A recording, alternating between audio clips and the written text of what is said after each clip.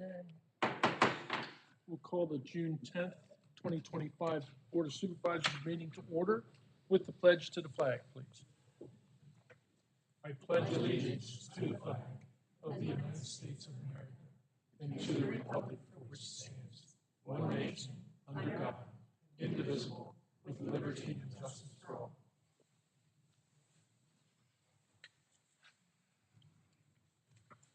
Okay, I'll accept a motion to approve or amend the June 10th meeting agenda for tonight.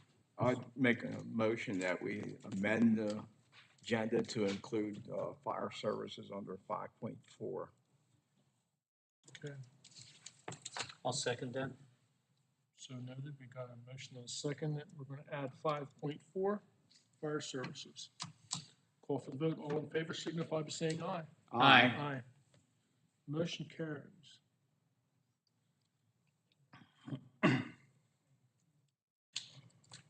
At this time, I'll accept the motion to approve or amend the minutes of the May 13th Board of Supervisors meeting. I'll make a motion to approve the minutes as presented for the May 13th supervisor meeting. I'll second. Any discussion on the motion? All in favor signify by saying aye. Aye. Motion carries. Entertain a motion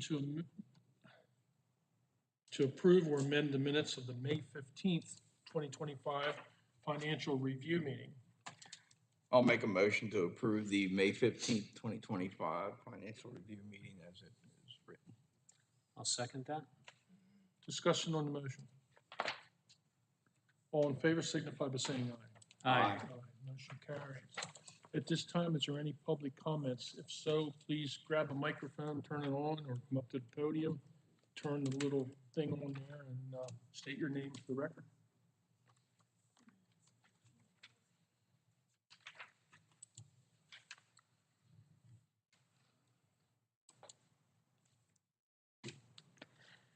Hi, Susanna Eisenhower, 400 York Street.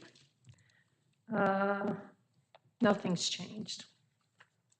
I don't see anything's going to change because, to say the least, I'm very disappointed in the township, the local police, and PennDOT for not helping me remedy this situation.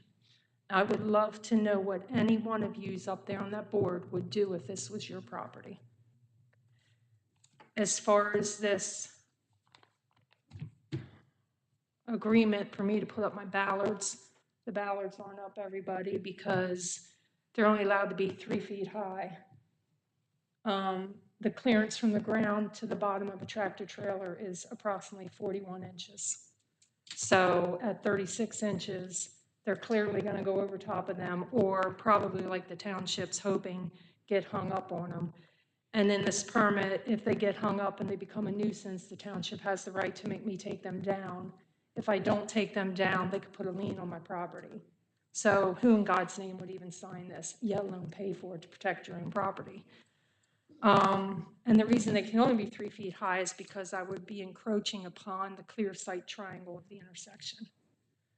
I find that kind of hard to believe. It's going to be 5 ballards. They're going to be 2.5 to 3 feet apart. If a car pulls up there, they clearly can see to the right where they're not even, It's just ridiculous. Do any of you have any idea how many tractor trailers pass through that intersection in 24 hours? Anybody have an idea? Throw a number out. I'm being generous. 75 to 100 tractor trailers a day. And most of them are doing illegal things by, first of all, coming down York Street or making a right-hand turn onto York Street. I mean, it's ridiculous. I made up packets and went to visit a couple of the warehouses. DHL was the only one that was decent to me. They took the packet and they said they'll, put the word out. When I went to the second one, that Unify or whatever it's called, I didn't even get on the property, and I pulled over to make sure, I knew where I was going. And some lady pulled up beside me. She was a security guard that worked there. I asked if she could help me. And I told her who I was and what I was doing. And she just sputtered out, from what I gather, you're doing everything illegal. And I said, excuse me? She said, well, that's what the police are telling us. And I said, ma'am, you must have me mixed up with somebody else. She said, oh, no, your husband even unleashed one of your dogs onto our truck drivers. I said, ma'am, you definitely have me mixed up with somebody else. I mean, she pretty much threatened me. You do not want to be on this property. So I didn't. I turned around and left. But it was a gentleman on Canal Road that she had me mixed up with. So, yeah, I'm by far doing anything illegal. But I just, yeah, I don't understand. I mean, I don't know what can be done, but I'm not going to stop. And I just really don't understand what another foot on these ballards is going to cause. I really don't see it obstructing the view of anybody. I just don't. 3 feet is not, I mean, I'm starting to feel like I'm being deterred to do anything to protect my property. My concrete driveway is this close to being broke up now. Who's going to pay for that? Me? Of course. You know, it's just not right. So, you know, I didn't hear anybody say what they would do if it was their property. Do you have any suggestions? I mean, seriously, I want to know, if it was your property, what would you do? I can speak for myself. If it was my property, I'd be doing the same exact thing you're doing. And, You'd be in here and you complaining. wouldn't, but you couldn't do anything because you would keep deterring yourself to do it. I mean, I don't know what it's, You're correct. I mean, I'm ready to beg, personally, I think the 3 of the departments that I mentioned should be getting together and doing something. Whether it's a guardrail there, a cement curb like across the street, whatever it is. I understand that every warehouse that goes up brings money into this township tax-wise. So yous are all for the warehouses. Yous don't care about us residents. That's not true. I feel like That's not true. I feel like it That's because absolutely not true. I love my property and I need help protecting it. And as Mr. Naylor said, you're doing exactly what we would do, is follow the rules and the laws and the ordinance within the township. But that's not working. The truck drivers are still allowing to run up and down my property. They're still moving the boulders that they moved on the other side. They just did that this week. I And it's mean, unfortunate. I don't know how they're hitting them without taking down that stop sign I again. mean, what's unfortunate is the fact that, you know, they're not using the GPS type of systems that are made for tractor trailers. They're using what you and I use to drive our private vehicles. That's part of the problem right there. You know, and they take the path of least resistance. So if they're going to keep doing that, all I'm doing is asking something to be done to that corner so they can stay off my property. Because it's clear when these young ladies came out and measured everything out, I'm not in the right of way. Where I was going to put the ballards besides one, if I'm correct, had to be moved back like 6 or 8 inches. But I'm not in the right of way, so I just don't understand why something can't be put up there to keep them off my I land. assume the 3 foot is because it's up there in the front yard And it creates a visual encroaches? block for folks that drive typical sedans. I assume that's what it is. Yeah, Right, for that's a exactly. normal car. Right. Yeah. You know, driving an SUV, pickup truck, sure, you'll see right over top, but you pull up in just a regular old, you know, 2-axle sedan, But it may block it. they're not But- going to but it's- be.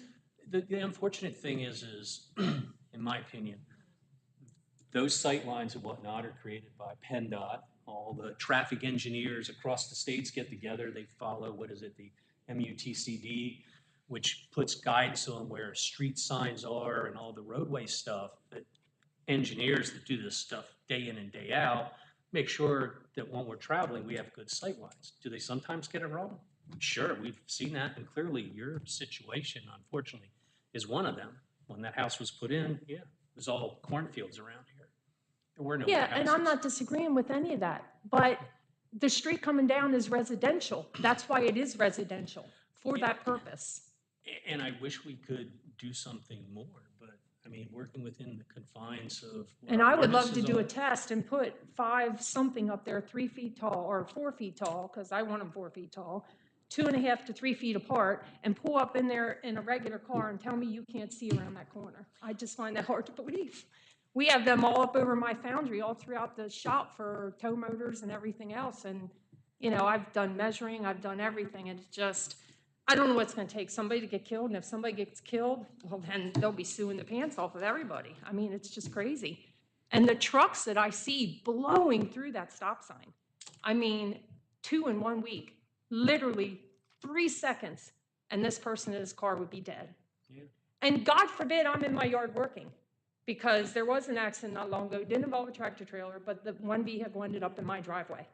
Yeah. You know, if it's a tractor trailer hitting a car, something's bound to fly and hit me if I'm outside working. And then what? Then will anything be done? I don't know.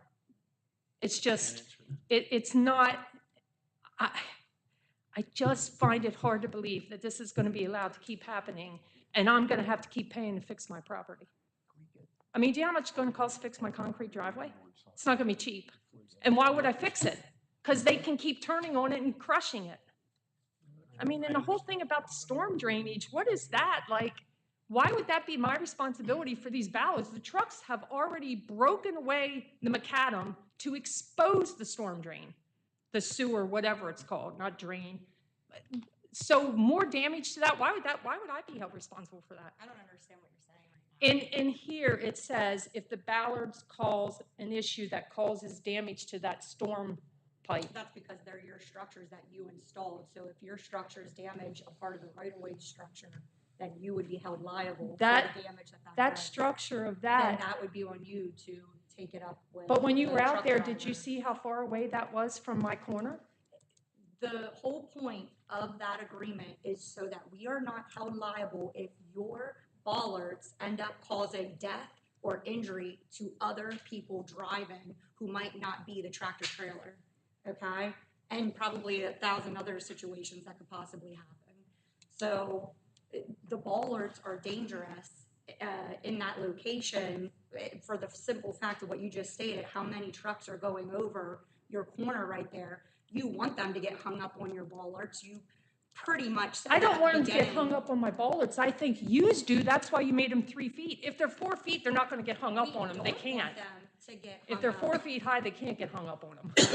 We don't want them to get hung up, but we also want people to be able to see in the intersection so that there is not more of a safety hazard other than the tractor trailers that are already creating a safety hazard.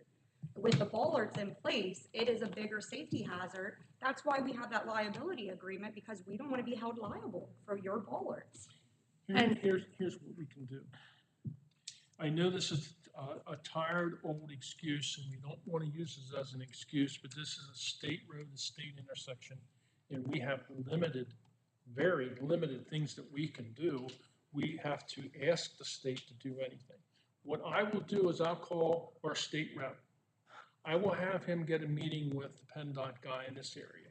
I will meet with him and the state rep and our public works director and say, look, something has to be done. Whether we put up a cement curb like across the corner or whatever we do. But the state rep's going to have to put some pressure on PennDOT because that's PennDOT road. And all of us up here would love to help you out. And I agree. I understand it's a state road. You can only do so much, then PennDOT blows it back on you, and then PennDOT blows it off on the local police, and the local police blow. It's just this crazy thing that just keeps bouncing around. And I appreciate that. But you yourself, with Shane and Joe Dorsey, were at my house and saw it. I know. Joe Dorsey did nothing. He wouldn't even answer me. Well, we're going to do this again and again until we get the right pressure on PennDOT to maybe do something. But we're at the mercy of PennDOT. Right. Let's at least try that, because I like you, we're at a loss of what we can do. We don't have any remedy for that.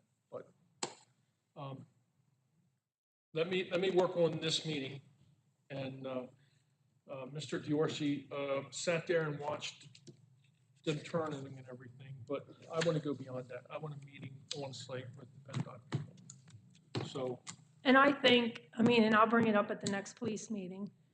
I think they could be out there a little more than they are. Really. Yesterday was the first time, and I can't tell you how long, I saw him sitting across the street, and I bet he wasn't even there a half hour. The meeting I was at, the first one I went to last month, you were there because you're on the board.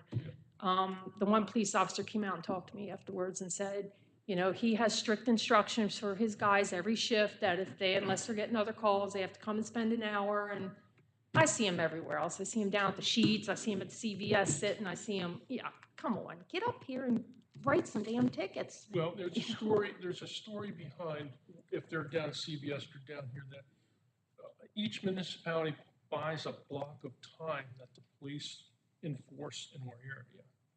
So we have to use that time wisely because we have X amount of what we call PPU hours to patrol. So we just can't sit for hours and hours at one spot. We have to move around, and we have limited officers. We got more officers now that we merged with Spring Garden, but still officers are limited. But I'm sure they're aware to go by that and keep an eye on that intersection. Right, right. Yeah. What about like, I see these things that they put up sometimes when they're doing like, not necessarily construction, but it's almost like a camera thing, like a Speed temporary cameras or red thing. light Yes, cameras? yes.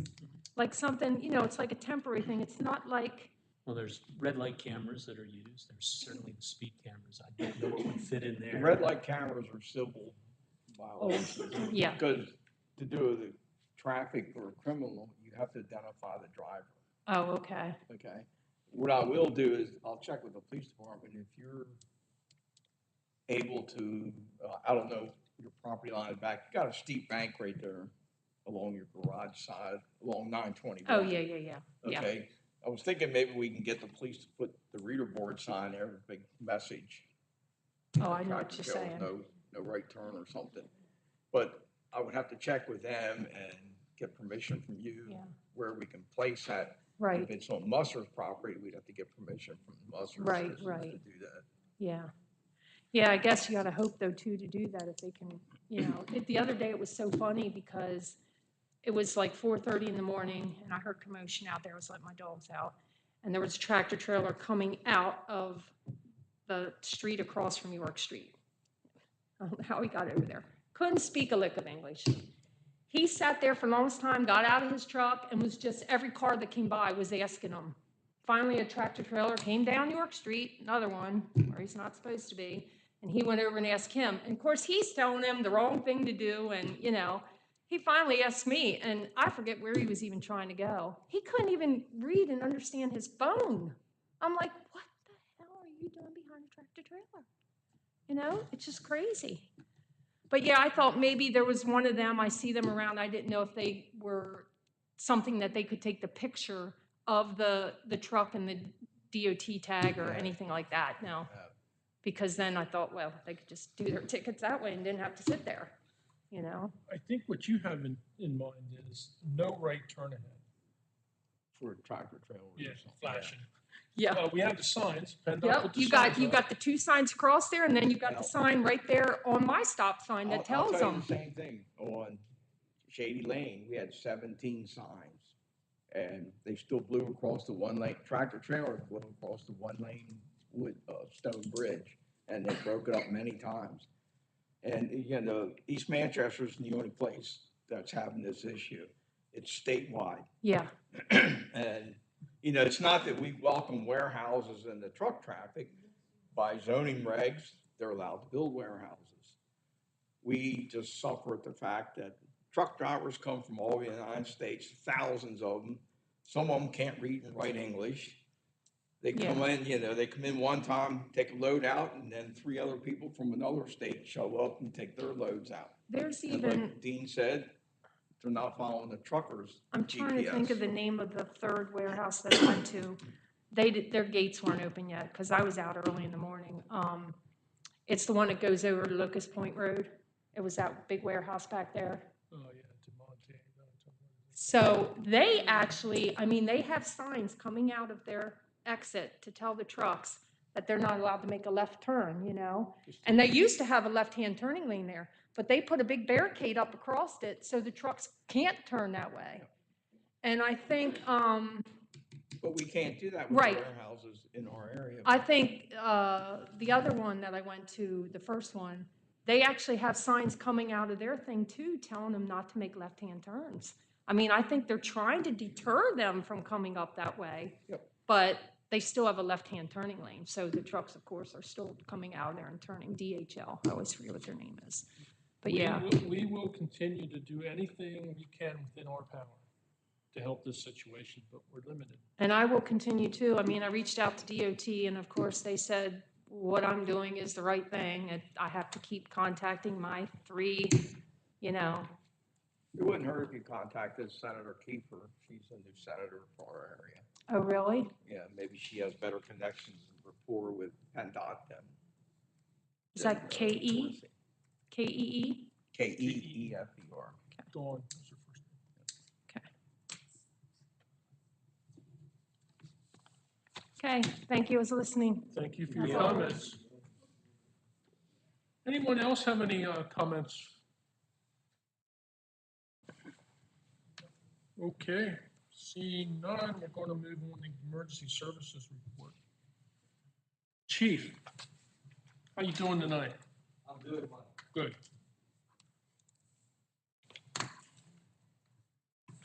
Good evening. I really don't have anything to add to my report, though I'll put a shameless plug in. June 21st, I believe it is. Yes, June 21st is our next barbecue rib dinner. So we'll be out in front of the Giant at the East Manchester Town Center, where the Giant is. You'll see the fire trucks out in the parking lot. So rib dinners are $14, and we sell out quickly. So if you can get tickets ahead of time, do that. If not, show up early. And when I say we sell out quickly, we start selling at 11, and by noon we're packing up. So it sells out quickly. I'd be glad to answer any questions the board may have. I have one. Yes, Reading your notes here, what's the Reader's Digest version of, you have a social hall renovation coming up, or what are you looking to do there? right. So our social hall was built, let's say it opened about 1976 to 77. And other than upkeep and such, we really haven't done anything with that social hall. We have noticed over the past couple years a decline in our rentals. And when we queried people, the number one reason that we got was, it looks like 1977. So if you're familiar with our hall, it had the dark wood paneling, and in 1977, that was the thing. That was, that was happening. Not so much now. So we're renovating. Matter of fact, we have a couple work details coming up Monday, Tuesday, Wednesday of next week. Anybody wants to pitch in? We have some storage rooms and equipment to move out of the way so they can start. They're going to renovate over the next 2-3 weeks. So the entranceway, excuse me, the hallway, bathrooms, 2 storage rooms, and the entire social hall get pretty much gutted.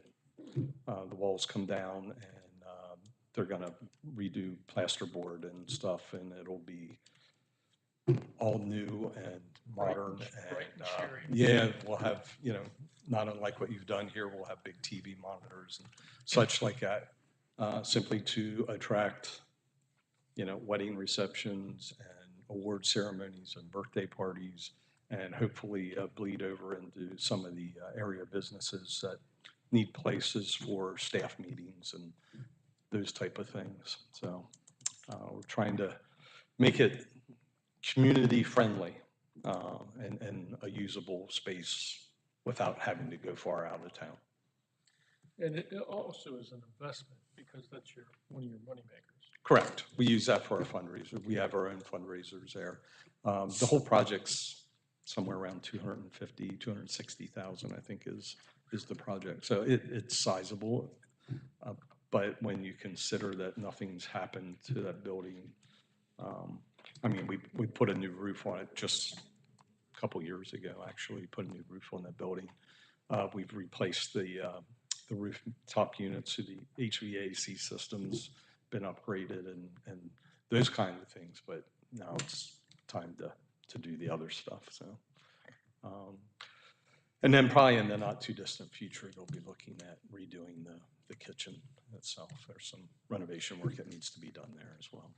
So, but again, if we want to make money off of that building, we got to put money into it. It's just time. Thank you. That is a little more than the Reader's Digest version, sorry. Hey, well, if you can, take that paneling down carefully, because there's It's a collectible. button cans up on the county. Any other questions? Nope. All right, thank you. Thanks, Chief. Thank you. Appreciate it. Takes us to York County Regional Police Report. We did officially merge with Spring Garden Township.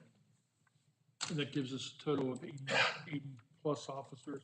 And that took effect on June 1st. All the decals and patches and badges and guns were purchased and stuff. So we're one bigger, happy family now. Anything you'd like to add to that, Darrell?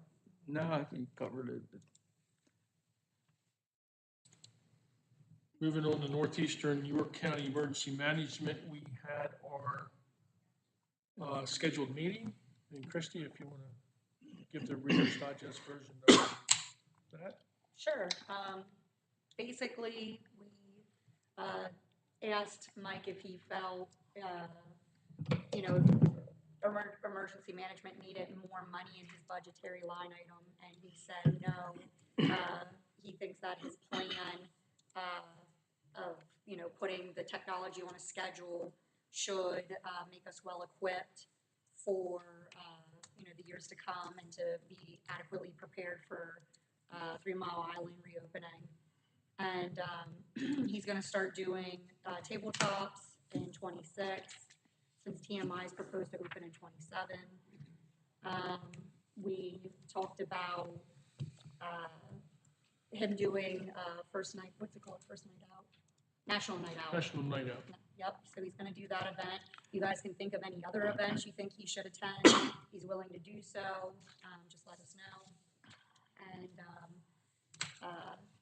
he did talk about how he was getting, or would like to get, pretty much handshake agreements with resources, just in case county falls through or, is getting tons of buses for their priority areas, and we might not be as high up on their priority list. But essentially what that chalks up to is, Mike is supposed to call York County first to get those resources. He's more than welcome to get handshake agreements with people, but first and foremost is York County, inquiries for events, emergency events. Otherwise, that was pretty much the summarized version of that. The TMI, the little mini reactors, they call them, they're moving in. They hope to have that operational in 27. And National Night Out is August 5th, according to my calendar. That's the first Monday and Tuesday in August. So that'll be up at Orndorff, by the way. We'll have one down in York Township and up here at Northeast Precinct. So. Okay, any questions on the EMA report? I just have a comment that I feel that Mike should not be reaching out and getting second agreements with like bus companies and everything. The county has that established. And I think we're circumventing what the county's trying to do because they have the system set up. And if we do a handshake with a company that's already lined with the county, that puts that company in a difficult position saying, oh, well, I can't do what the county wants. I have to go do what the local wants. I think we should stick to the county plan, which is they provide the resources. We make a one phone call and say, if there's 2 different incidents going on, it's the county needs to figure out what to send where. I don't think we should be reinventing the wheel and trying to go out and branch out and get other agencies involved. That makes sense. I agree with that. We will convey that message to Mike. Okay. That takes us to 5.4. And Darrell? Excuse me. Yes, what I'm looking at is we've been discussing fire services for quite a few years, and DECD has a program. It's a peer assistance program designed to make local governments more efficient and effective in their use of resources. They provide direct hands-on technical assistance and one-on-one basis, persons and practical experiences and working knowledge in the areas of financial management, administration, public works, fire, and police. So what we're looking at is I'd like to do a letter of intent. I would need a motion to approve a letter of intent to engage with the ECD. This is absolutely no cost to the taxpayers of our community, and they would come in and do a comprehensive study. I don't know, Chief Stevens, if you've heard of these or you have any comments about this? Let me get back to my work. I've been involved previously, many years ago, in DCD evaluations like this. And while sometimes some people are, at ease with that and feel uncomfortable, I think it's kind of our job to feel uncomfortable and to come under the microscope a little bit, because in the end, it's about us improving service to the community. I don't for once think we're the end all to emergency services, and sometimes that outside input is more valuable than us trying to look at ourselves, if you follow that train of thought. So I welcome this. I think there's a lot of things that can change and need to change within the township that will help us provide better service. But sometimes it also needs to come from somebody else and not me. Excuse me. I mean, assume at the end of the day, no cost to us. It's a study, like you said. Correct. And here's what their findings are, excuse me, and recommendations. Whether we choose or you choose as the fire chief to implement them, that you still have that capability. Right? It's a learn and grow type process. We'll be able to look at that. We'll be able to see what's feasible, where can we grow, and maybe those things that might be a little bit out of reach at the present, but with change and whatever, that in the future they're obtainable goals. And there may be some things that are just too far out for us to be able to grasp, but certainly setting goals and making changes should be part of the process. Look at the environment here too, the changes, the things you've been involved with, with land development, the warehouses and other businesses coming in. They'll look at what the emergency service needs of those businesses are as well, right? Right, because that landscape changes month to month almost. Seems like it's pretty good. So, Thank you. thank you. Thank you. Chief, if I might add, since I've been 20 years and we've been doing the same thing for 20 years. And we think we're doing right, but we don't know. Right. Can't That's see the what I forest said. for the trees. So financially, SOPs, everything needs to be examined. And if the guy comes back and says, hey, you're doing great, don't change the thing. Okay. I doubt if that's going to happen. Right. So that's what's prompted us to do this. We're going to break it to see if we can put it back together again better. So, thank you. I will make a motion to sign a letter of intent with the DCED to study fire services within the township of East Manchester. I'll second that motion. Discussion. Who needs to sign that, Darrell? Do you need I manager think sign? the manager, because we have to put on when we approve the motion and the secretary attest to it, and then we can figure out a description. Okay. I'll call for the vote. All in favor of the motion signify by saying aye. Aye. Motion carries. Looks like you're in charge of that now, too. Cool. Yeah. I'll get with you on the description. Okay. Anything else, any questions on emergency services at all? Then we'll move into the solicitor's report. Andy? The first item on my agenda this evening is the noise ordinance amendment, which we have numbered as ordinance 2025-6. This has not been advertised yet. There is a subdivision and land development ordinance amendment and a zoning ordinance amendment that go with it that will have to go through the planning commissions yet. All three of those were forwarded, and I listed out in my report the changes that were made. One of the things that we did with the draft was we found what we thought was a pretty substantial or well-written noise ordinance in Lehigh County, where there's a lot of warehouse development as well. And we incorporated a few provisions regarding enforcement and violation notices from that ordinance. We also had Eddie Duncan review the ordinance, and he provided some comments which were in the draft that went back to you regarding what the purpose of some of the standards were that were set in the ordinance. And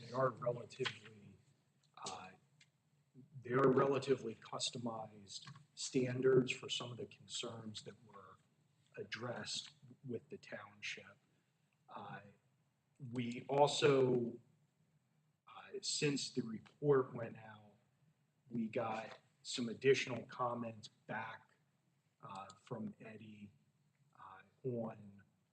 we sent him a copy of the ordinance with the provisions from Upper Macungie Township Incorporated in, and we did get some feedback from him related to those provisions. We had also added in at the board's request from last month, we had added in some sound limits for schools and for parks. So we got comments back from him on those provisions, and I can just go over quickly with you I guess first, one of the other things that has come up was the question, and Christy and I discussed this a little bit today and exchanged some emails on this, but the question of trucks that are not necessarily idling but have refrigerated units on them, which may be operating, and some of the noise disturbances caused by those. I made a minor change in subsection 137-4-4B related to that specifically references, that was a provision that prohibited idling of motorcycles or motor vehicles or auxiliary equipment attached to a vehicle, specifically referenced in there and said including but not limited to compressors, refrigeration units, or reefer units. And then also limited that in the existing ordinance, it's for no period longer than 15 minutes in any 60-minute or in any hour-long period. I changed that as well to 5 minutes in any continuous 60-minute period on the basis that the Diesel Idling Act in Pennsylvania, that's the standard that's set in that is 5 minutes in any continuous 60-minute period. So I referenced the same standard as in there. Now, with that being said, the Diesel Powered Motor Vehicle Idling Act does preempt anything that you would do in a local ordinance.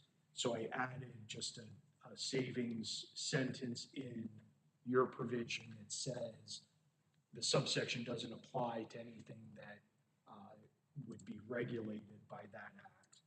There are a number of things that are excluded from that act, including the compressor units and refrigeration units that I think you can still regulate, but things like just the straight idling or the actual idling of a tractor trailer is regulated by that act and by the police and DEP. The act specifically provides that it preempts any local regulation. The additional comments from Eddie and changes were that he suggested the strong low frequency sound limits, and these are basically, this is the way, the standard that he created for the ordinance that would regulate vibration noises. In other words, noises that aren't necessarily perceptible to the ear but could cause vibration or be a constant low frequency hum.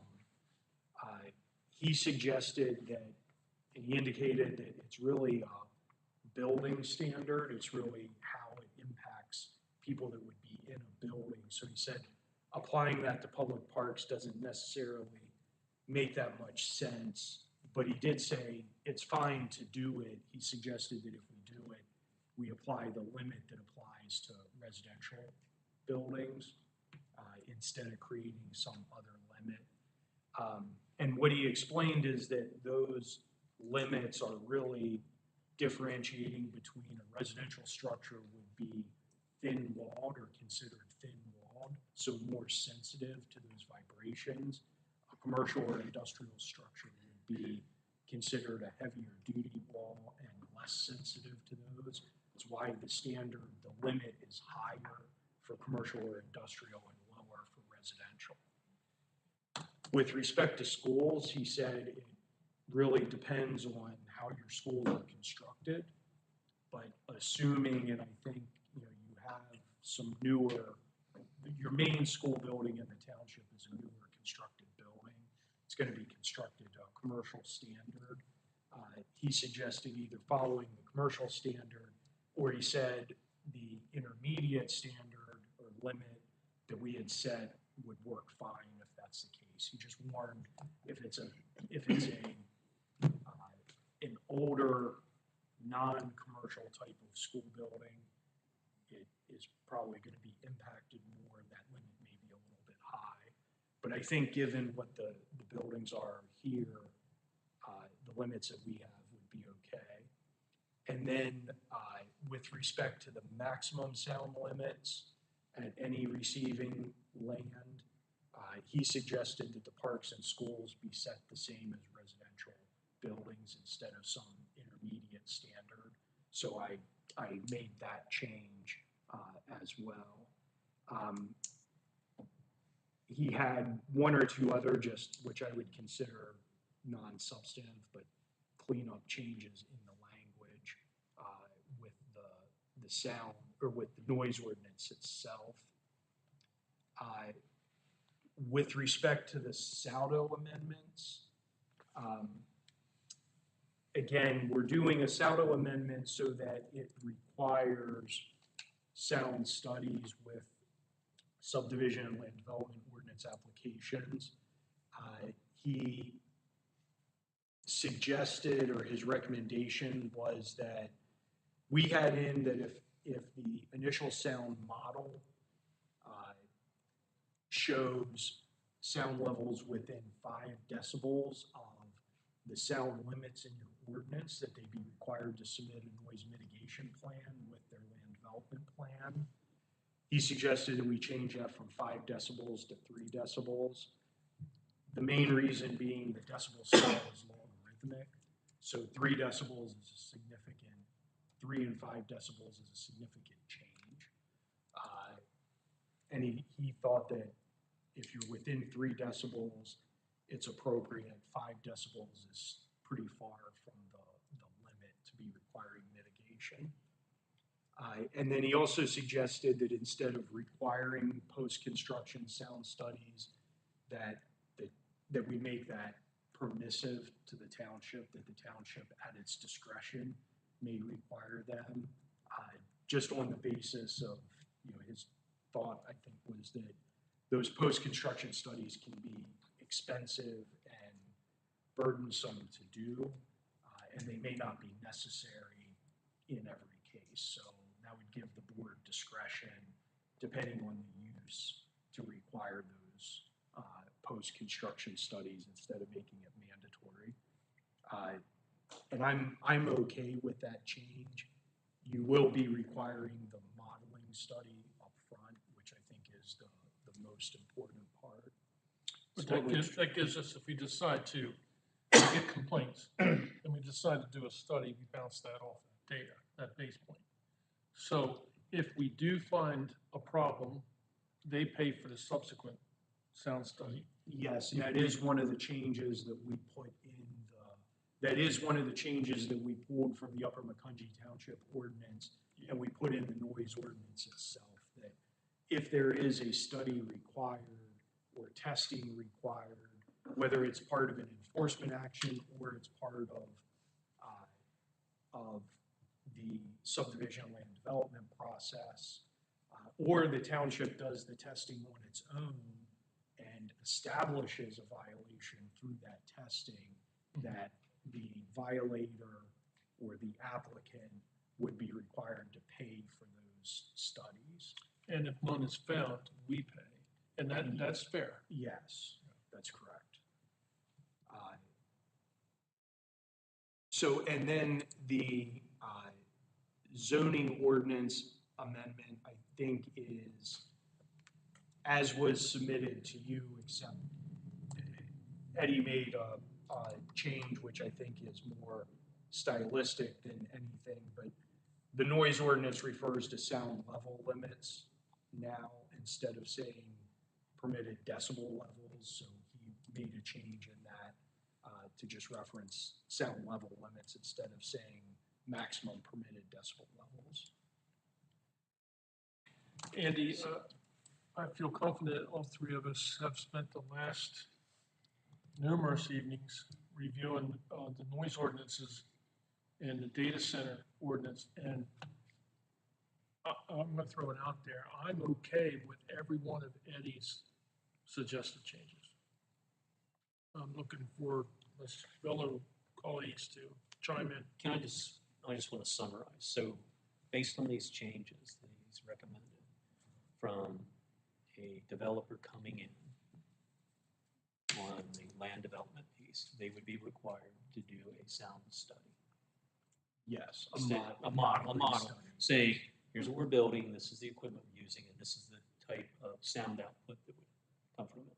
So if their model is accurate, they build that, and there's no residents complaining about sound, their cost is done.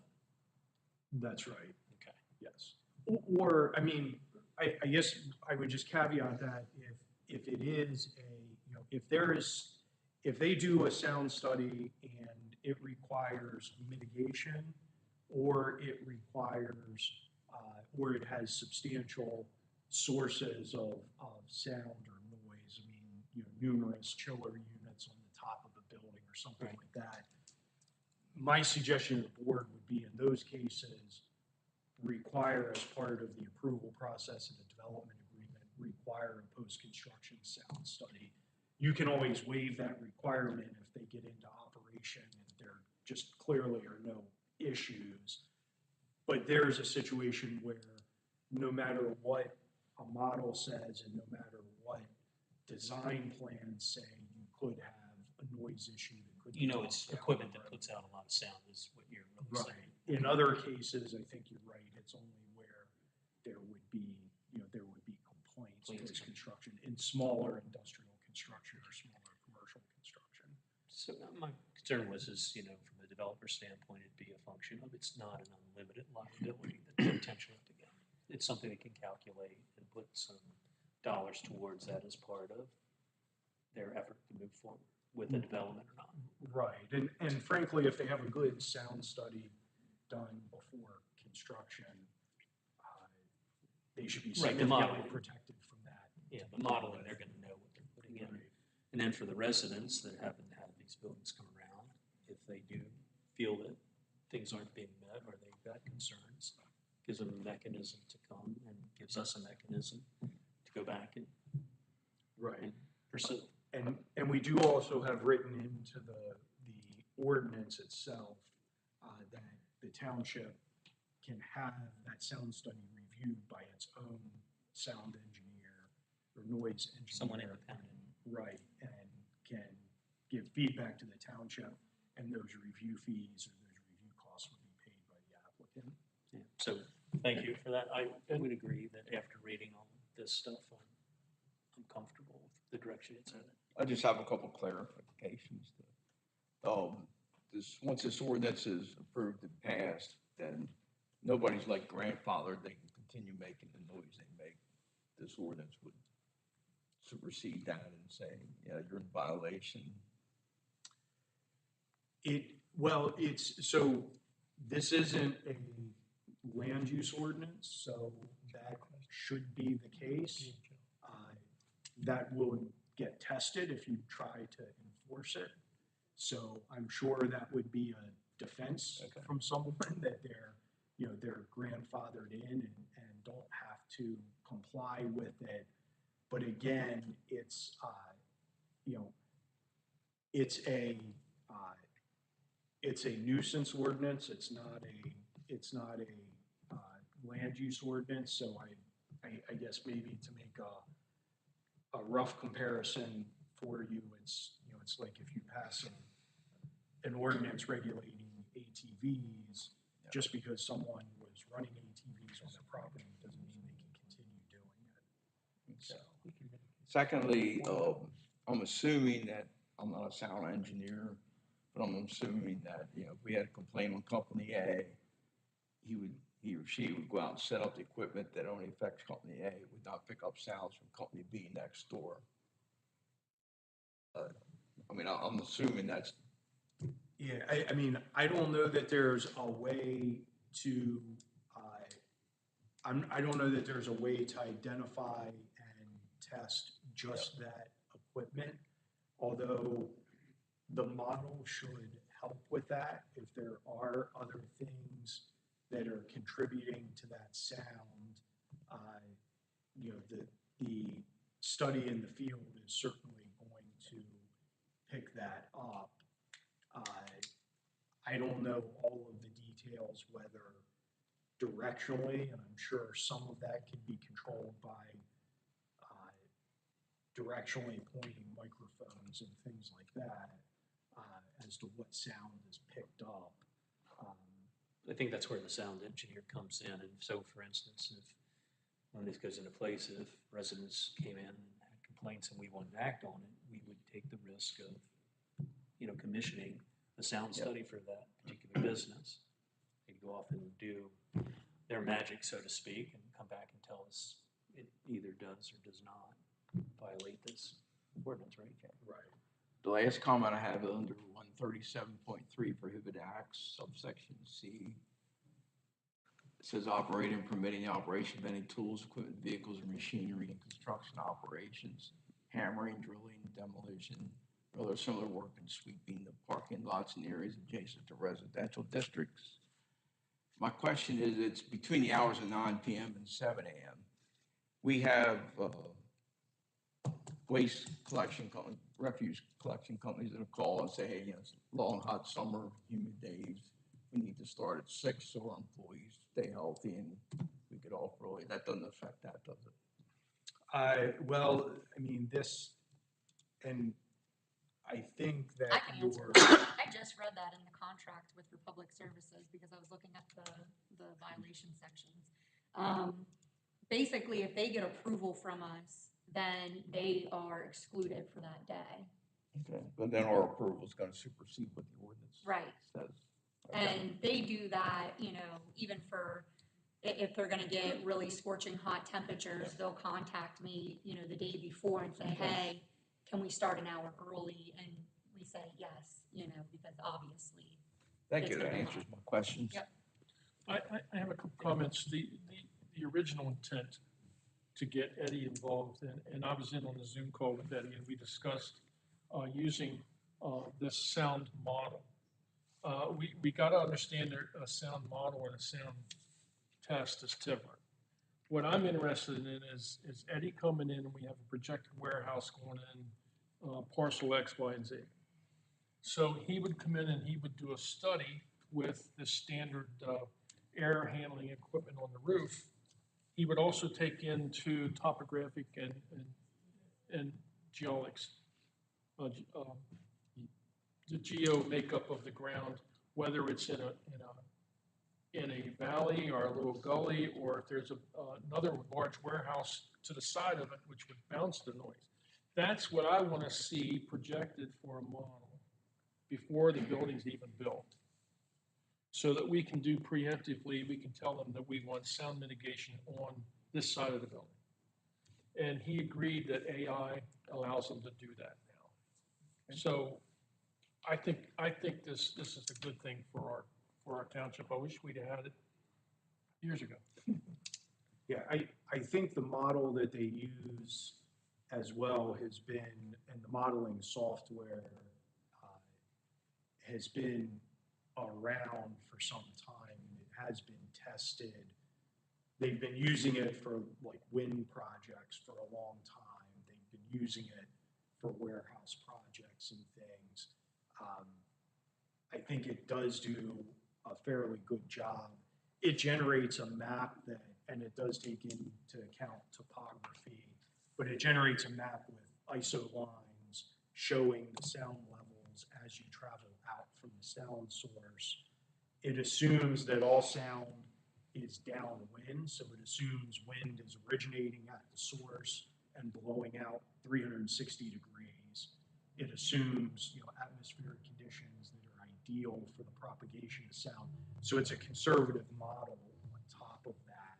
It doesn't take into account any vegetation, because vegetation, it's not at all certain how much, different types of vegetation have different effects on sound. And I think Eddie would tell you that vegetation really has no effect on sound, but it can take into effect like soundproof walls. It can take into effect other buildings, the topography, like I said, and it will produce a model that will tell you, hopefully fairly accurately, where the sound will be, what levels it will be as it gets to property lines and residences. Andy, what do we need to do to move this ordinance along? So the next step will just be a motion to authorize us to forward this to the County Planning Commission and to the Township Planning Commission. They have to have 30 days to review everything. I think your next meeting is July 8th, so you won't get it. You won't have time to schedule a public hearing for the July meeting, but I think you could also make a motion to authorize us to schedule a public hearing for the August meeting, and we can get that advertised to adopt all three ordinances. In other words, the noise ordinance, the amendment to the SALDO, and the amendment to the zoning at that meeting. I did want to ask one last question just to make sure this is correct from our prior discussions, but we changed the hours, kind of the quiet hours, I'll call them, from 9 p.m. to 7 a.m. for operation of any equipment. We did not change for like radio, television, stereos, or voice, singing. It says yelling, shouting, singing in public streets is currently 10 p.m. to 7 a.m. I just wanted to confirm the intent was not to change those hours, that would still be 10 p.m. to 7 a.m., but you did want to change the equipment hours. I did see that. I'll ask my colleagues, I'm okay with it. I'm fine. Okay, So the tech party has to stop at 10. that's right. So if you're ready to move forward with it, I would just request a motion to forward this to the planning commissions and advertise for a public hearing at the August meeting. And the bottom line is we've embraced the changes recommended. Because I saw a couple of Yes, I bouncing think, around. Okay. yeah, I think we've incorporated all of those in, and I'm comfortable with them. I think he had good feedback on that, and I think he has spent a good bit of time coming up with standards that will address the concerns that were expressed to him. That's why I thought. I just had a couple, there were notes floating through this and I wasn't 100% sure, so that's what I wanted to ask. So, good. I'll make that motion. Julian, you have that? You have that motion. I'll make that motion. I'll second it. Okay, we have a motion and a second discussion. Two questions under the definitions that just happened to see. Under emergency services, do we need to include cable companies?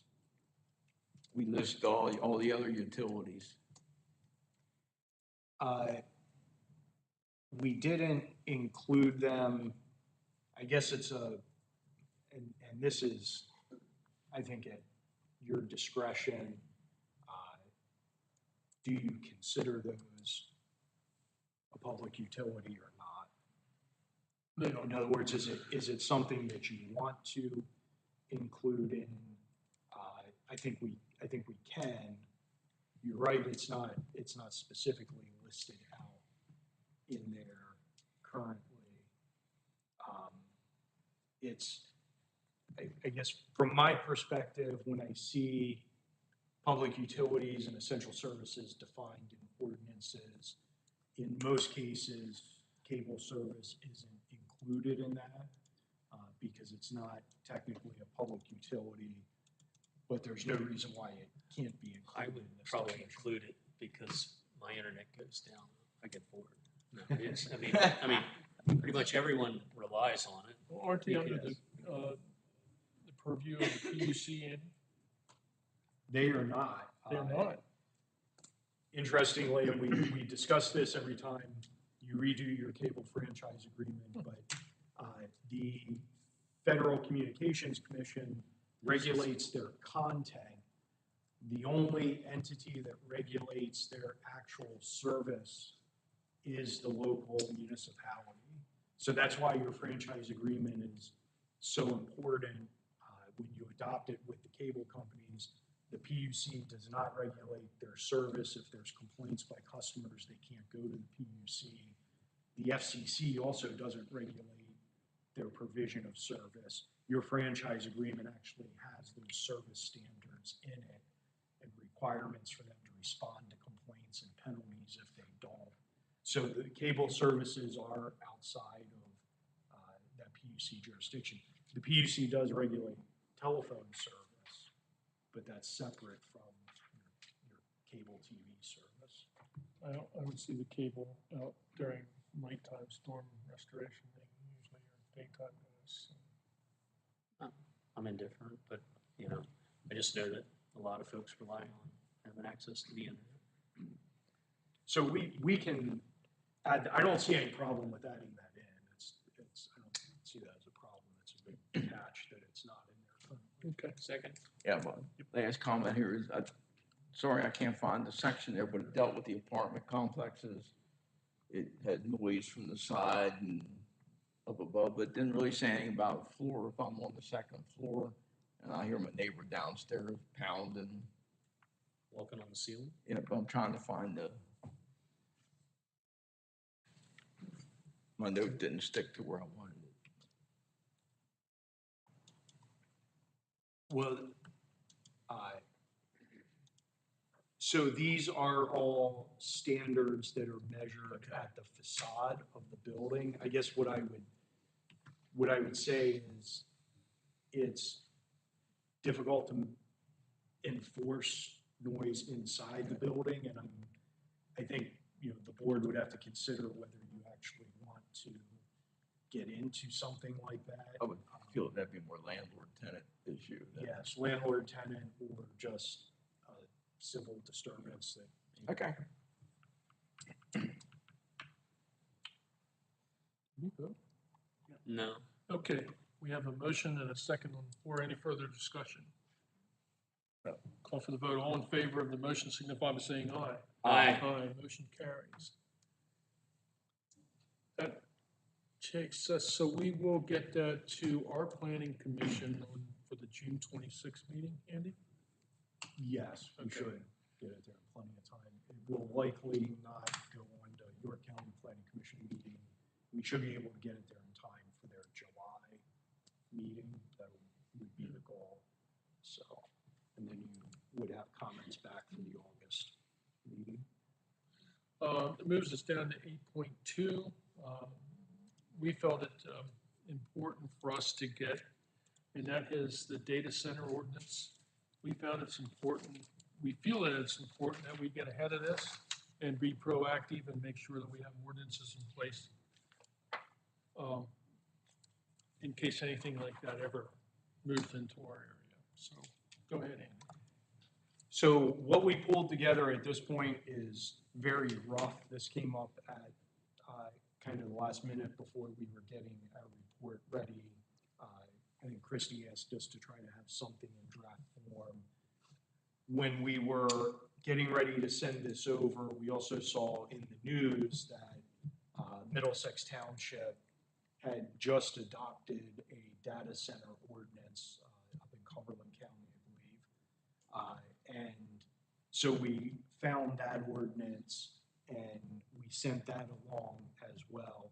There are quite a few similar provisions. We pulled provisions from I believe it was a national study on data centers and recommendations. I think the Middlesex ordinance adopts a lot of similar provisions. What I would like to do, we've continued to work on cleaning this up. We have it in actual ordinance form now. There is a basic question in order for us to move this forward, and that is where in the township, and this is probably one of the most critical questions, if not the most critical, where in the township would you allow this use? Middlesex Township created an overlay district rather than add it to an entire zoning district. That may be something for you all to examine in your zoning, on your zoning map more, or if you want to say, if you're comfortable with entire districts being open to it, like say the entire industrial. And I mean, to make this meaningful, if you're not opposed to data centers coming in, and I believe the only places where there have been discussions about them have been in the agricultural district because they do require large tracts of land typically, and those are the places where that land exists. What would be attractive about this township to developers is the proximity and access to water. There is also a project going in, and I just read about it actually today, I believe it's going in Bucks County, where they are trying to work out a deal with Talon Energy to tap directly into the, I believe it's a gas-fired, or it's actually a nuclear plant that Talon operates. They've acquired a substantial amount, a couple thousand acres of land around that power plant and are trying to tap directly into it. Typically, those are also favorable locations because these facilities, the way they currently operate, need massive amounts of water. So they have to have access to significant amounts of water, which you have in the vicinity of River Island and the Conewago Creek. So those would be the areas I would think would be attractive to this kind of a development. Most of your land in those areas that would be ag district land. One option is to create an overlay around areas that you think meet some of the basic criteria for this kind of use. And then, that could be, some of that land could be industrial, some of that land could be ag, but you wouldn't necessarily open up the entire ag district to this kind of development. Or you can just open up, the entire ag district to it and let those physical constraints limit where a facility would go. In other words, it's probably not going to try to locate an extensive distance or a significant distance from high power electrical facilities or from a water source. So I think that's a fundamental question with this. I will also comment, and it's not in the provisions that we sent over to you, but the Middlesex Township provision had a specific section on water usage, which required SRBC, Susquehanna River Basin Commission approval, required hydrogeologic studies to determine what the impact would be on water tables, things like that, depending on what the water source would be. I would recommend putting those kinds of provisions in your ordinance, because that is a typical impact that they have as well as on water supply. So I think the fundamental question, maybe if we can get this answered this evening or get your feedback on this, is, where you would want these to go. I think from there, what I would try to do is get comments from Christy and Kate and from board members, if you have them, to the provisions that were set out in the Middlesex ordinance, and then we could try to pull something more formal together for the next meeting. So based on what you're saying, and I know we had a document that was like an overview of data centers and whatnot, gave us some stuff about Virginia. So the water usage certainly kind of well create, but it could be any water source as long as like York Water Company had a main line or something of that nature as well, or not. It could be. I don't know if York Water would have the capability of supplying the amount of water that they would want, or whether that would be affordable to them. So, I mean, what I've read, the water usage is, more along the lines of what a power plant requires. So For cooling, I I assume. yes, for cooling equipment. So but I don't know I don't Yeah, know no, I just a question of curiosity. I think from a principal standpoint, that generally suggests the only land would need to be near a water source then. Yeah, that's what I would think is near your more robust electrical facilities. 3 mile and 100 Those mile transmissions, right? Your industrial district is going to have, high voltage electric coming in as well, and probably some existing Of course, substations. unifies that would have been a good data center location because of the creek and the power lines running through there. Yes. Andy, and gentlemen, what I'd like to do is pull this together as best we can and get it to our planning commission, so that I need their input and their thought process on this.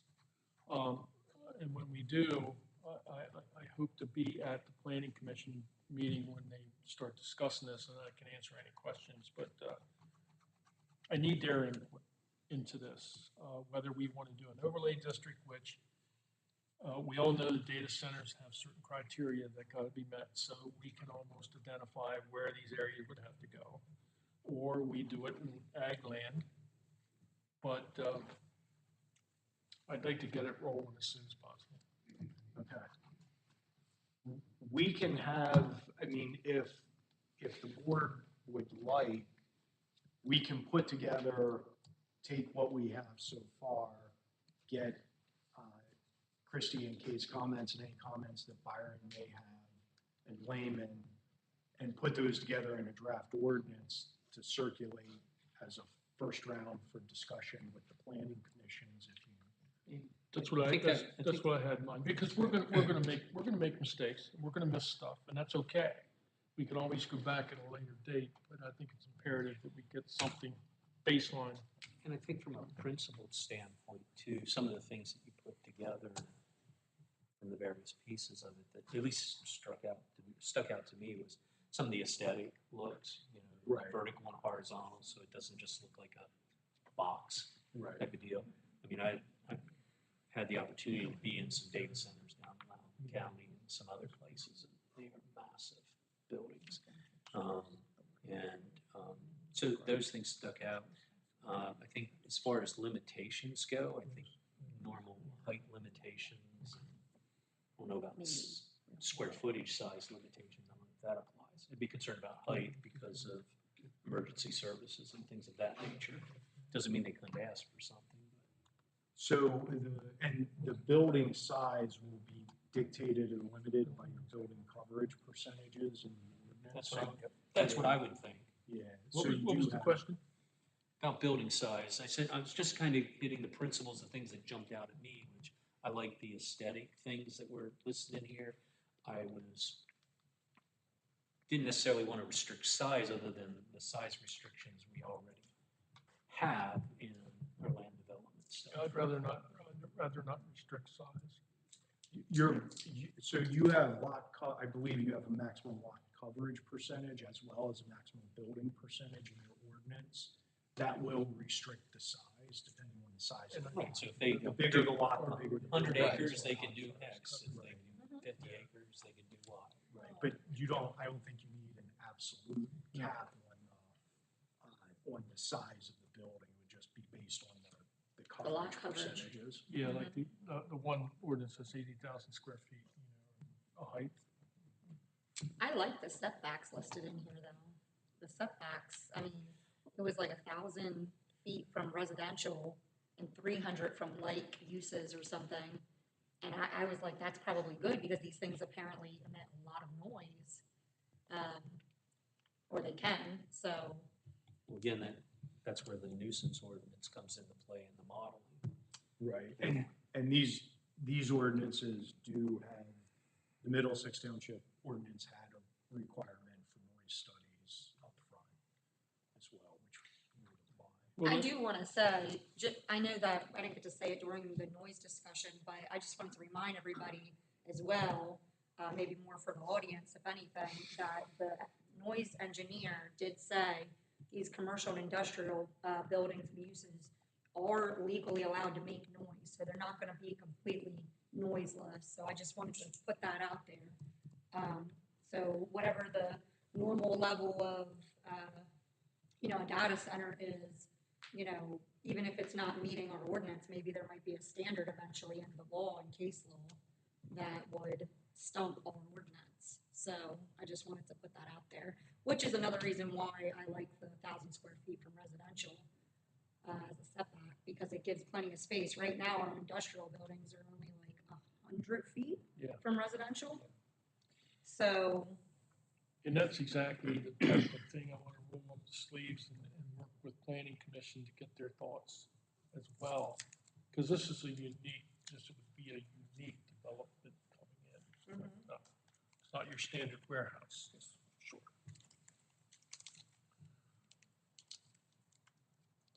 So if that's the board's wishes, and I don't know that we need a motion at this point, since it would just be a preliminary review by the planning commission, we'll try to get comments and get that. If we can get comments this week or early next week, Christie, we could probably get those incorporated and get something to you to get on the agenda for the June planning commission meeting. Send it to Kate, and yes, I'll get your comments back to you before the end of this week, but then I'll be on vacation next week, so. And I asked Christie to give the chairman of the planning commission a heads up that this is coming down the pipe. And if he says, no, we got enough of that meeting, we're not gonna deal with it, well, then we'll honor those wishes. But I just wanna get it, I'm gonna get the information to you ahead of time so that we can start thinking about it. Okay. Moving on then, I believe the other item, the last item that I had is the update to the employee handbook. And we did circulate language. We were requested to circulate language regarding vaping and adding similar restrictions regarding that to the employee handbook that exist for smoking currently. So we did circulate that language. If you want to have a more substantive discussion of that, we can do that in executive session. But we have the resolution. If you're comfortable with the language, that can be adopted now. If you want to have an executive session at the end of the meeting and then back into the meeting to take action, we can do that as well. What's the board's wishes? Do you want to discuss this and I think we're ready. think we're ready? Yeah. Okay. I'll make a motion to approve resolution number 2025-11 for the employee handbook update addressing vaping. Second that motion. We have a motion and a second. Discussion. Stand by. Okay, I'll call for the vote. All in favor signify by saying aye. Aye. Aye.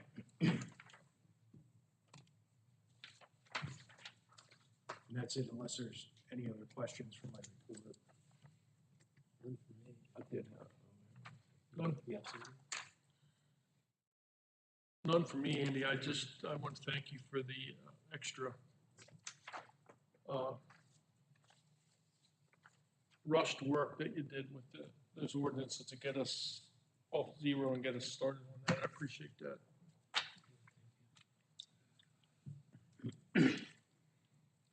Anything else? Any questions for Andy? Is there any, with Christie, Yes? Bayshore and Kohler, he has noted on here, is any changes that there, Not that I'm aware that's in of. the whole Manchester Borough? I know that they got approval, I believe, from zoning hearing board, but I don't know anything. Is that what you're asking about, how they went to zoning hearing board and everything? I'm so sorry. I was writing an email. I didn't know if there was anything we needed to follow up on with them, because we were talking about the boundary line. Oh, Yeah, there's two issues that were, the parking lot you took care of, the extension of the parking lot. I think he's talking about the alley behind it. oh, no, there's apparently nothing that we need to do because it's not a dedicated road at all. It's not our road and it appears to not be in our municipality. But county map says otherwise, and they want you to jump through so many hooplas to fix it if we want it over something that must have got missed back when the comprehensive plan got done in 2005. So, but the past records show that it was not in the township, so. Okay. No, there's nothing further from us. So then what's gonna happen on that? Is the owner of the Bayshore and Kohler just gonna assume ownership of that? I'm not very in the loop of what he's doing in Manchester Borough, except that he went to zoning hearing board, requiring him to do a land development plan for his expansion.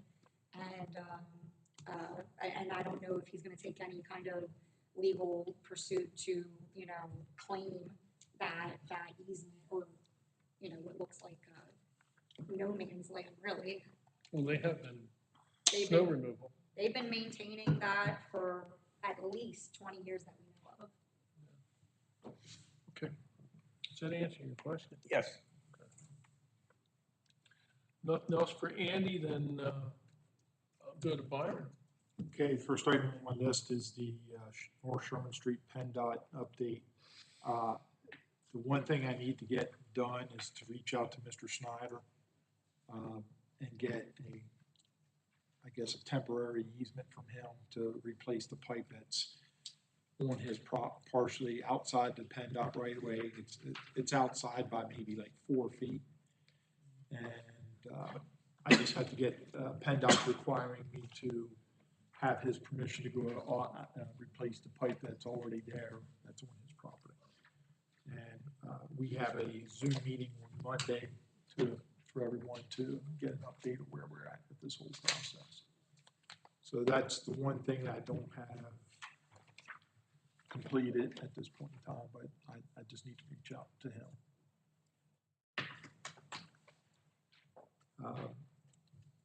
Second item is the Willow Springs cul-de-sac. I'm just working with Shane on cut sheets, and it's been staked out. Again, we mentioned that last month. It was staked out. Everything's on the property. We don't have any issues. We're just working with Shane and to get that pre-stoned. We have the application submitted for the closure of Willow Springs Lane. Just haven't heard anything back on that yet. And then the last one is Espresso Way improvements. All that has been submitted to PennDOT. I'm just waiting to hear from them. Everything was favorable when we had met with them. they liked our layout and everything like that. So it's just waiting to hear back from PennDOT. So at this point, everything's submitted on the three HOPs. Is that it? That's it. Any questions for Brian? Nope. No.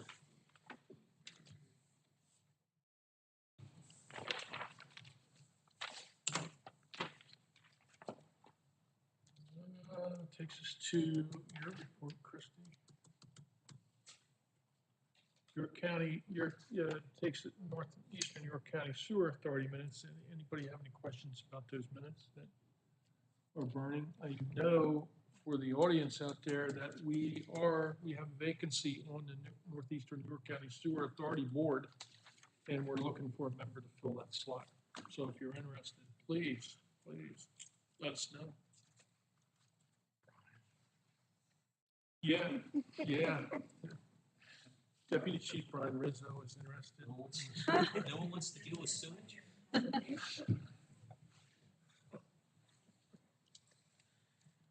Okay, zoning officers report, Kate. Nothing to really add besides, the gross minor subdivision.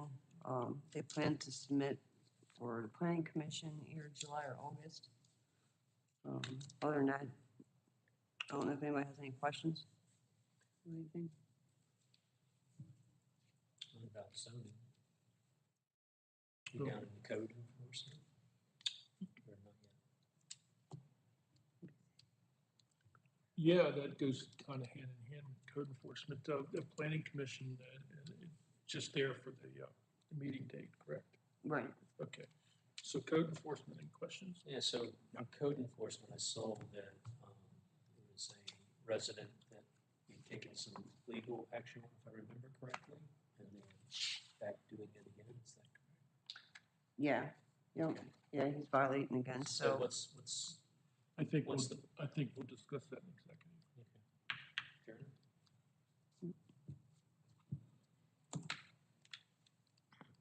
okay, fair enough. Okay. Any other questions for Kate? Recreation Board, anybody have anything on that? Public Works Department report. Boys are busy. He's out camping. Fishing. No, in his report, I don't think there was anything unusual. I don't think so either.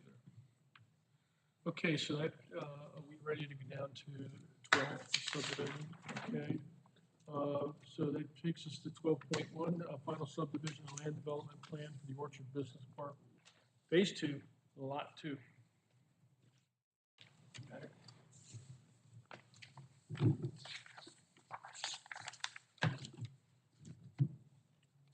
Good evening.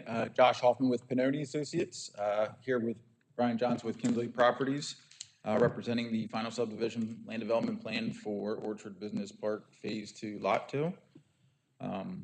We were here before you, I think it was last April, I believe, for the preliminary plan, conditional preliminary plan approval for this project. So we're here before you, obviously, for the final plan now. Since we were before you last, a lot of things have happened in terms of outside agency permits and things of that nature. This project consists of 3 existing parcels located at 390 Canal Road Extended. It's about 86.5 acres. Currently, it's a vacant piece of property. There's a little bit, it was farmed, and there was also one single-family residence on one of the properties located along Interstate 83, Canal Road Extended. It's bounded by Interstate 83 on the western side, or I'm sorry, the eastern side of the site. The Little Conowago Creek bounds the western part of the property. An existing bare road actually, goes into the property. That roadway is being vacated as part of this plan as we went through in the preliminary process. We've received our NPDS permit. We've done a major modification to the permit to address removing a stormwater basin. A few things in terms of the design itself. The driveway, which looks like a cul-de-sac street there, as we discussed a year ago, ultimately that's going to be designed as a public street, but is is going to be a private driveway at this point. It's designed with the cul-de-sac turn that it could be a public street. We've set aside the right-of-way to accommodate that being a street, in the event too with exit 26. Do you have your green pointer? I just got it out for you.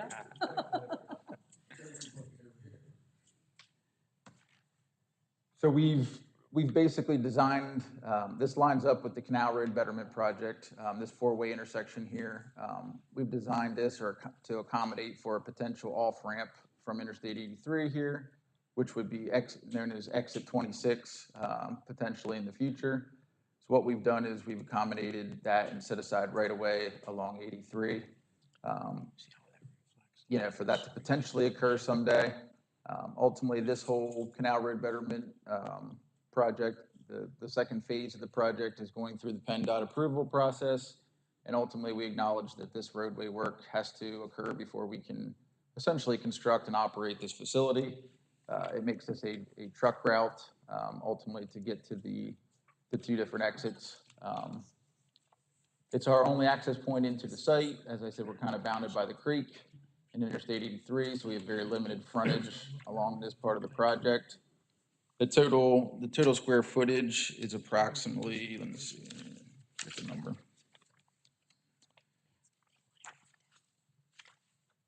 Both buildings combined are about 582,000 square feet.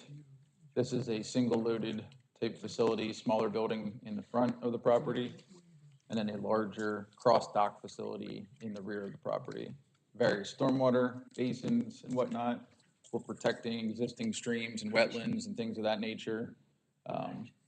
We've received our sewer approval for our sewer connection, which will ultimately be a grinder pump station that crosses Interstate 83 and connects into the existing system.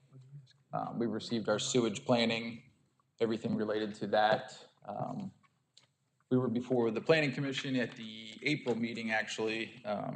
And since then, we've responded to the comments, the latest set of comments, and the Planning Commission action report we've resubmitted. I think the only outstanding comments at this point, we haven't received any additional stormwater comments. So unless there's anything there, the stormwater comments we believe are addressed. Can you go down the action report for us, please? Yeah, sure. Thank you. So in our response letter dated June 3rd, 2025, we referred to all the comments in that action report. So from the Gordon L. Brown letter dated April 7th, 2025, comment number 1, stormwater management plan comments. That's addressed. And that's been addressed. We hadn't received any comments at the time, so we assumed that was addressed.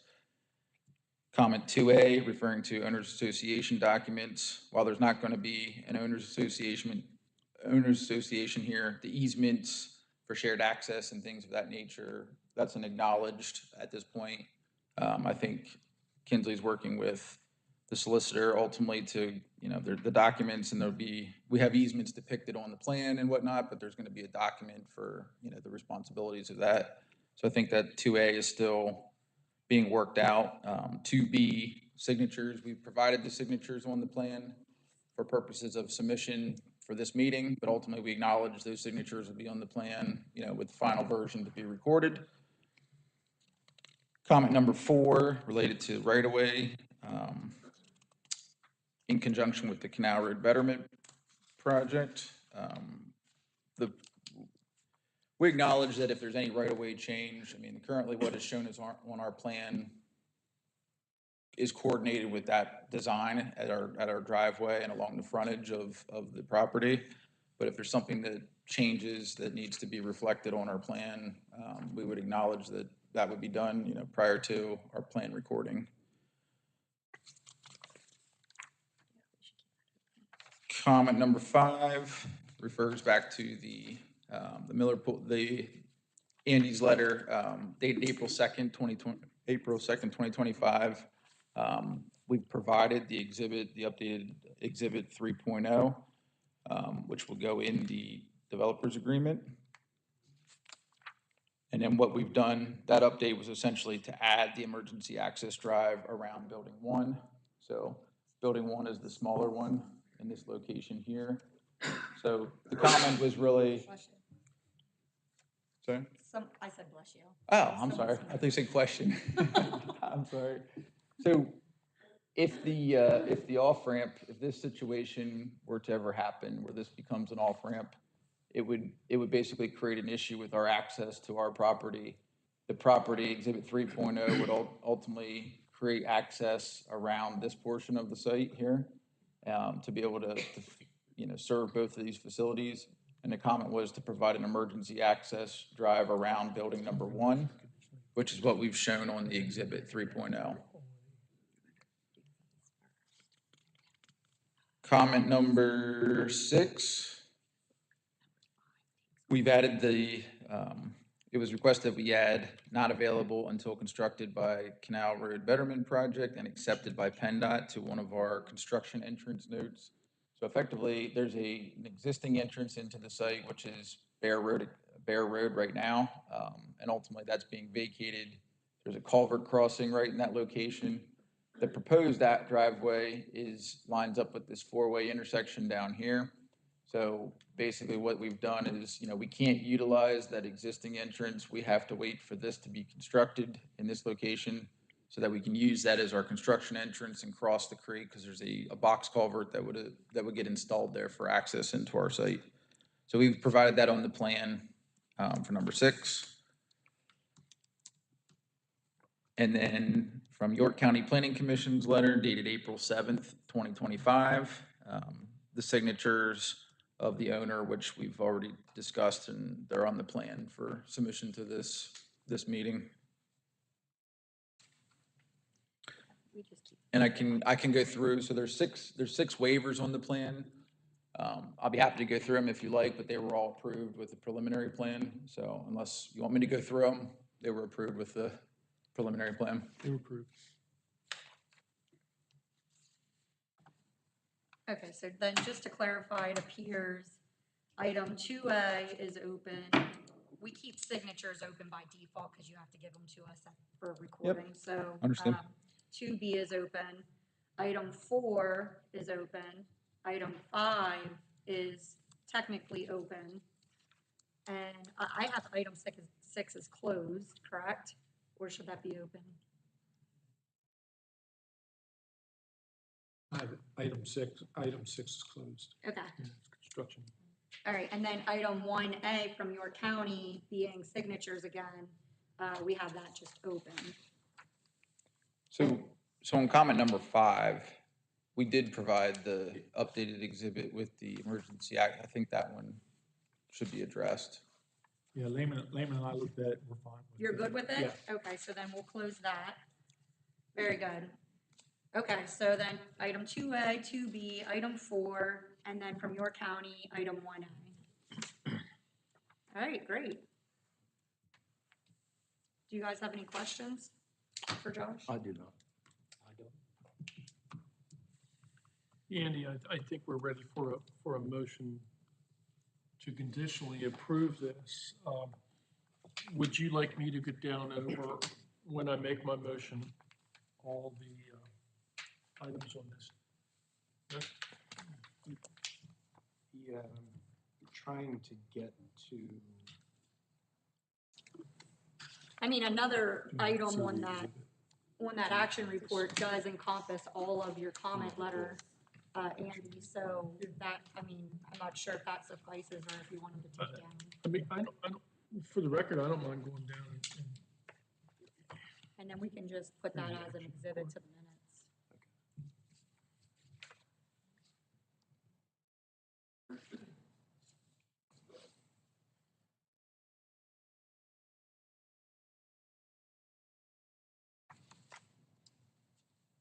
Okay.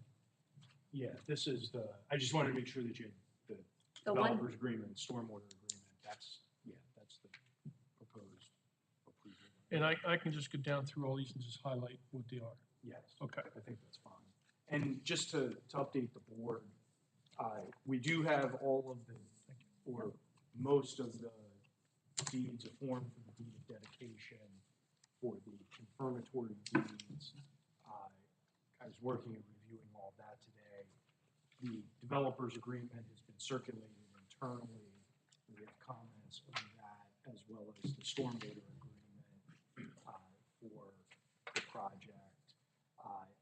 have, I spent a chunk of time today as well and have most of the road vacation agreements or documents together to vacate Bear Road. So we have a significant amount of those things together at this point. So we've made a good bit of progress on that. Those things are all also in the approval conditions to get those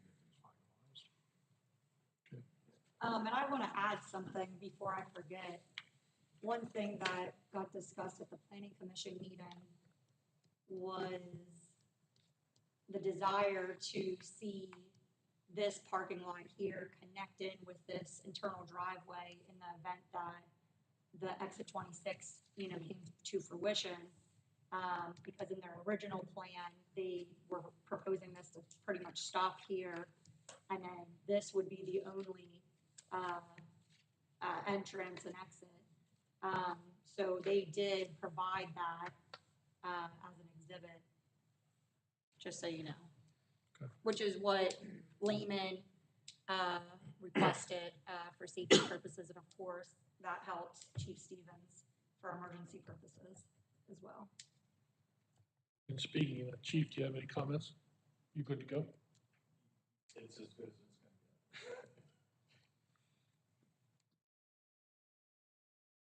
to get. So yes, I think you're right.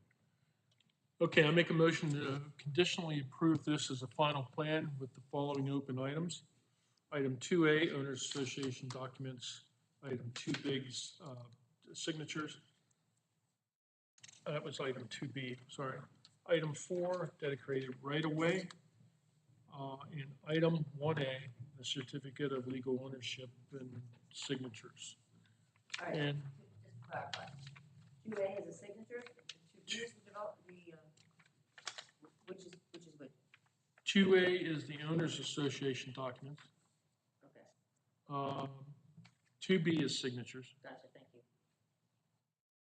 Item 4 is the dedicated right-of-way along Canal Road. And item 1A is certificate of legal ownership. Offer of dedication. And with that, 1, the development final security agreement. Bear Road on the northern side of Canal will be vacated. Access to the properties will be shared with the private access drive. The dedication of right-of-way along Canal Road and I-83 is shown on the final plan.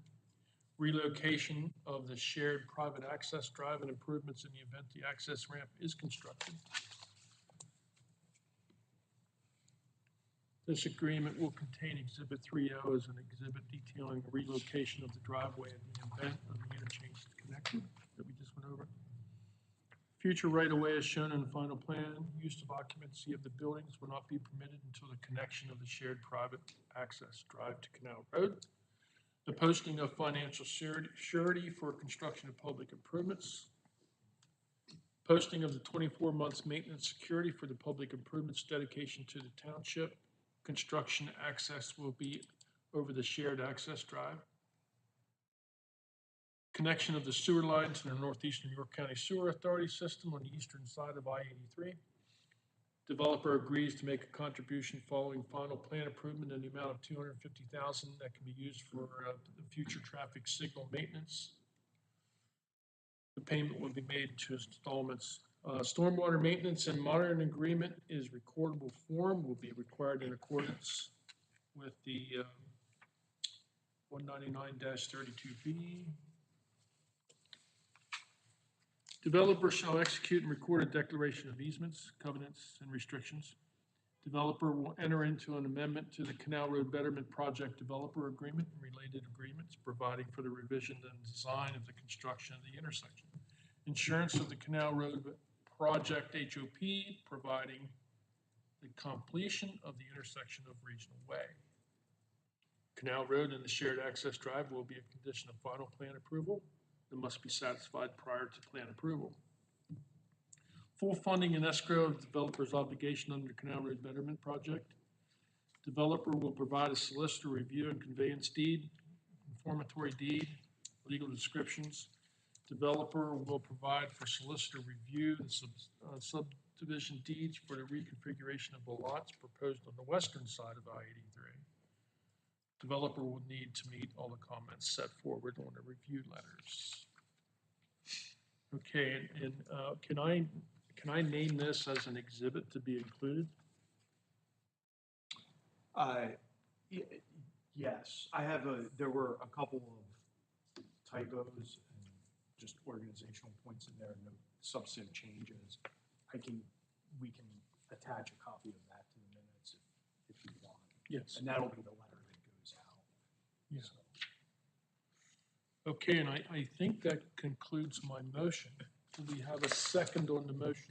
I will second that. Discussion?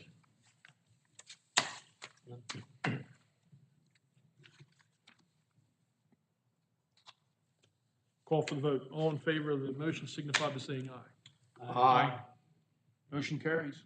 Thank you very much. Thank you. I should have gave you the fancy one that had all the designs.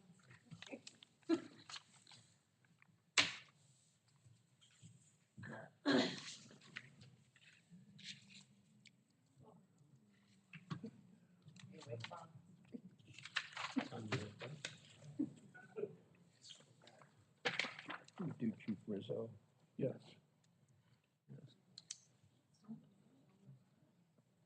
Deputy Chief Rizzo, Yes, sir. anything you would like to add to the, No, I just stopped, I was at the Mountain Boroughs meeting, so I thought I'd stop by and see if there's any questions, concerns, comments.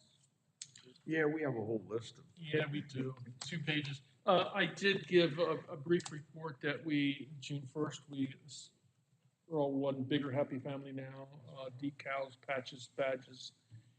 We have a total complement of, Like 83 of them going on. okay. All right. Any That's questions? where we have 3 rooms in the academy here soon. And we're looking at possibly hiring 2 classes.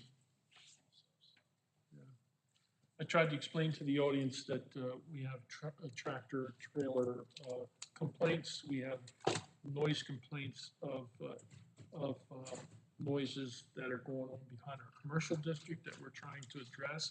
We're trying to enhance our noise ordinances, which is going to come up that may give us some more ammunition, and they will be forwarded to you. And I tried to explain that although we'd like to sit at that corner of that intersection 24 hours a day, that's not feasible. We buy so much hours. We could sit there all day and write all day. Speaking of that corner, is there any possibility, the landowner there has given permission, but I don't know, is there a way to set up the reader trailer cautioning, tractor trailer, no right turn or something, either on her property, which she can give permission, or I don't know how far back hers is, because we have that bank there, if maybe Musser's wouldn't allow it, or. We could find a spot for it. Yeah, would you be able to look into that and let us know? Thank you. I'm also going to try and get a meeting with our state rep and PennDOT there. I followed 2 tractor trailers now going south on Science View, blew right through that intersection. Didn't even hit the brakes. Boom, boom, boom, boom, over the, and somebody's gonna get hurt there. So it's really PennDOT's baby. It is, yeah. You're right. That's our problem. Any questions for Deputy Chief Rizzo?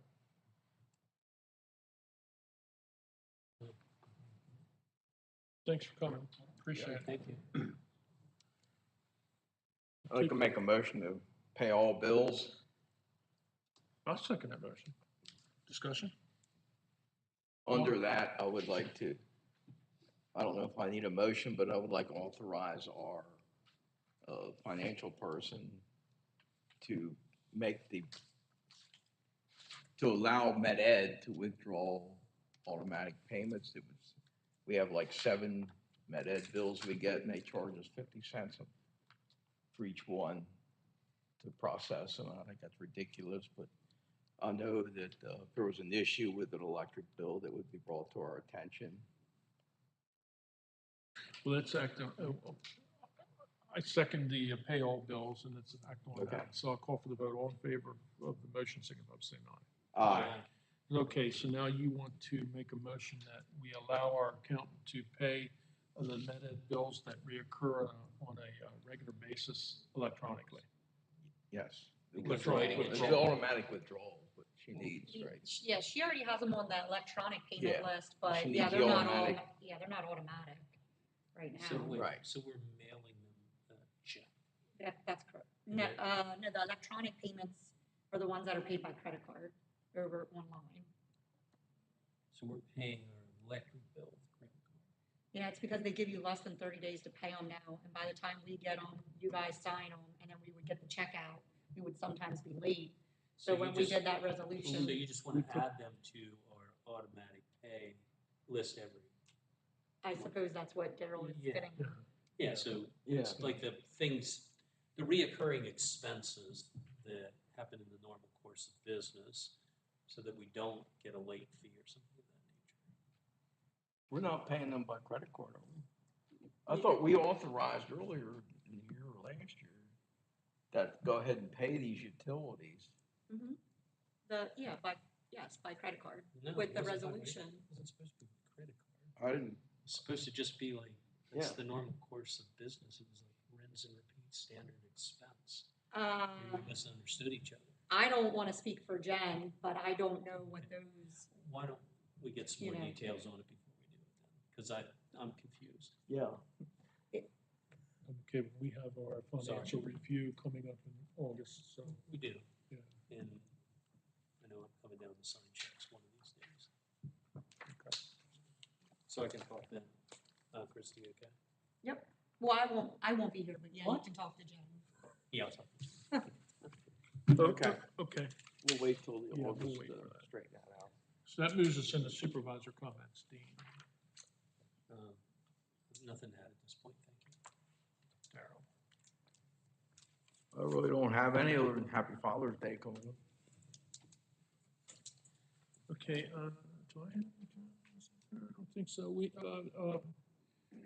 Things are moving rapidly this summer already for the township. Kate's doing an excellent job with the zoning and all that. And like I said, we're looking for a member for our sewer authority board. If anyone knows anybody, let us know. Call Christie. The staff's doing real good. Public Works is on top of things. I'm happy. I'm proud to be a member of this township. I am. That's my comments. Andy, we are going to recess into executive session. Sounds fine. Okay, I'll make a motion. We recess to executive session. I'll second that. All in favor? Aye. Thank you all for coming.